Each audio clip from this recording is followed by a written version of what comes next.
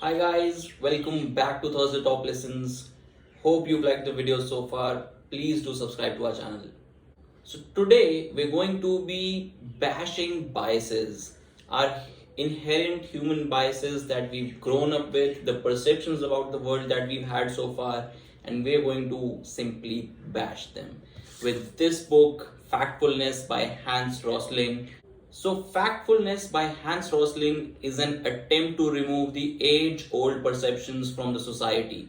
It does so in the most efficient way possible by data. It is written in a way that it is empathetic yet forces the reader to understand the changing dynamics to enable business decisions. The funny part is, it compares human intelligence, or rather perception, against the chimps, and in most cases, we lose. Just to give you a perspective, in a 3-point multiple choice questionnaire, chimps would have a 33% chance of getting it right, yet we perform worse. Bill Gates recommends this as a must read for all college students.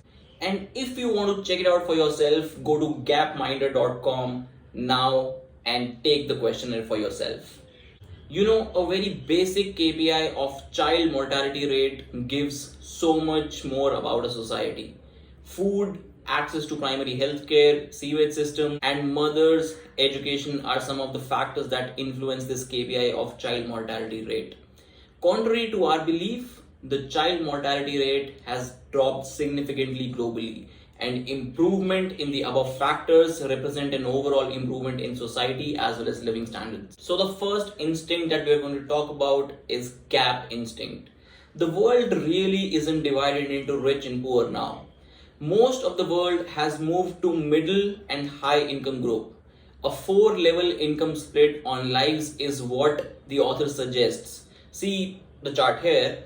We as humans have the tendency to enhance the gaps, falling prey to our hunger for dramatics. The gossip isn't important until dramatized. So to control it, here are the factors that the author suggests. Look for majority. Avoid averages. There are always overlaps in the spreads of data. Second, beware comparisons of extremes. And the third, when you're at the top, everything looks equally small. Dig deep before forming opinions. Now let's talk about the negativity instinct. The misconceptions that the world is getting worse actually.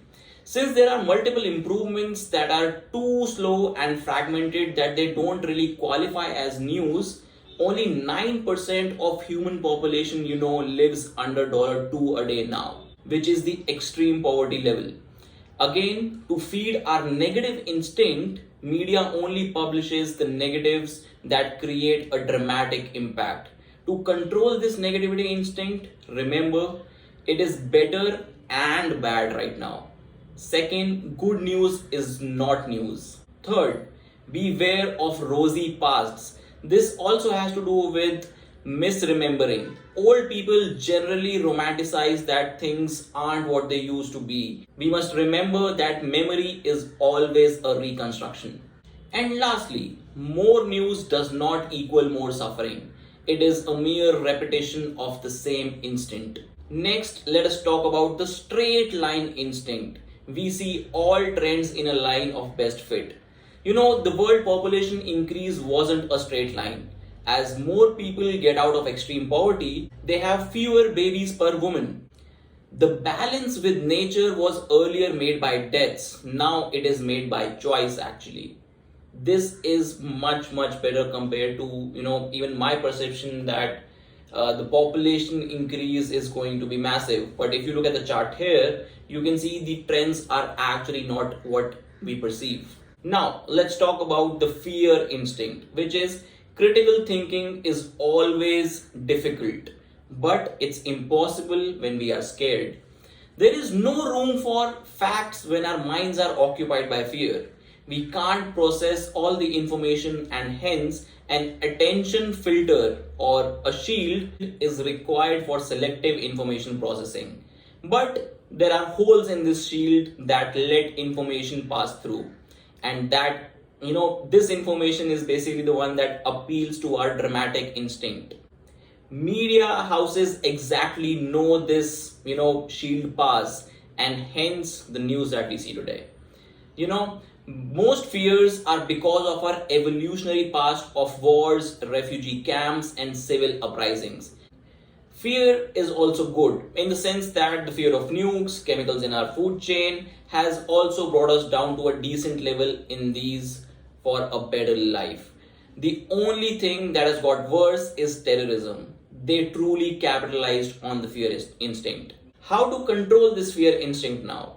Frightening and dangerous are two different things. So, risk is basically calculated as danger cross exposure. Lastly, get calm before you carry on. Easier said than done, but try. Next, we talk about the size instinct. Never leave numbers alone, especially the large ones. Always compare them. Example, 4.2 million dead babies in 2016, but in 2015, 4.4, and in 1950, it was 14.4 million babies. So the trend is towards better. Another interesting example is the war memorial sizes in Vietnam. We remember Vietnam War as a huge black spot in world history, but the Vietnamese have put this whole size instinct into perspective very aptly. The American War Memorial was the smallest, 3 feet, as the duration of the war was just 20 years. Memorial of Freedom from the French colonial rule stands at 12 feet, whereas the Memorial for China War is at 300 feet as the war lasted for 2000 years. Now put that in perspective. Another interesting take with numbers is that the world population pin code, as you see in the map right now, is 1114, and it will soon change to 1145 by the year 2100 as estimated by Hans. This is very interesting way of putting up the world population chart by the author. The center of gravity for the world market will shift from North Atlantic to the Indian Ocean. 11% of the world population contributes to 60% level 4 market. If that is the case, China is definitely investing in the right direction with its BRI, which is the Belt and Road Initiative. This is an indication on where the next business investment should be. Now let's talk about the generalization instinct. Everyone automatically categorizes and generalizes all the time, unconsciously. Just because you've generalized the world population into they, you are missing the right consumer segment. Example, menstrual pad makers in the West targeting specialized needs, whereas the general needs demand has shot up in the level 2 and level 3 countries, which is predominantly Africa and Asia. So the same product could actually be sold more in the right market if only we understood the way world is growing and how the world population is reacting. When seemingly impregnable logic is combined with good intentions, it is almost impossible to spot the generalization error. Let's take an example here. It is not that the poor public hospitals cannot afford paint. Sometimes it is a strategic decision for them. Flaking walls keep away the rich patients who have special and time-consuming treatment demands. It helps the hospital allocates its limited resources and time to help more number of people who actually need it. The destiny instinct is what we're going to discuss next. Some cultures, nations, and religions will never catch up. That is our instinct, but those are not rocks, they move.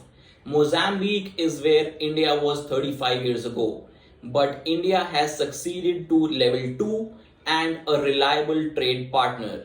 Mozambique has a strong, beautiful coastline on the Indian Ocean, the future center of global trade. So why should it not prosper? Now, how do we control this instinct? Keep updating your knowledge and be mindful of gradual change, even in your own culture. Now, let's talk about the single perspective instinct. The instinct that says all problems have a single cause or all problems have a single solution. The expertise, or rather our expertise, is limited in our area only. Give a child a hammer and everything looks like a nail. Look at the numbers, but not only at the numbers. Numbers support hypotheses, but hypotheses are derived from talking to people. Let's get back to Mozambique. So Mozambique PM judges the prosperity of the nation by watching shoes people wear in the annual parade. If he sees newer, better shoes, he is satisfied that there is progress. Now let us talk about blame instinct. We often put blame by assigning reasons for failure. But remember, claim comes as easily as blame. It's not right to simply blame media for portraying the distorted worldview, as they themselves are human beings with dramatic instinct. And they must also compete for human attention or they risk losing their jobs. Next, let's talk about the urgency instinct, which is now or never can block our roads and even our minds. When we are afraid and under time pressure and thinking the worst case scenarios, we tend to make really stupid decisions. Our ability to think analytically can be overwhelmed by an urge to make quick decisions and take immediate actions. When big urgent problems arise, first organize the data. So to close, I will leave you with 5 big problems as forecasted by the author. Global pandemic, surprisingly we are in the midst of it right now in 2021.